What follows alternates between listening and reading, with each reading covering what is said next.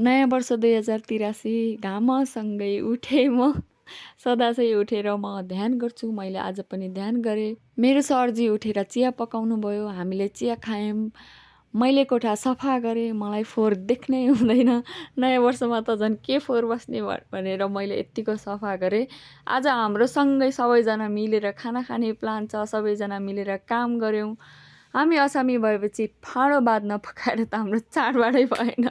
सबैजना मिलेर फाँडो बटुक हामीले अचार बनाउन केटीहरू एकदमै धुमधडाक साथ लागि परे। हामीले यति टन्न बटुक खायौँ यसपालि। हेर्दा हेर्दै हाम्रो फाँडो पनि पाक्यो, पनिर पनि पाक्यो। अनि त्यसपछि हामी दुईजना मिलेर एकछिन सफा गऱ्यौँ। अब खाना खाने टाइम भयो। हामीले आज 1 बजे खाना खायौँ।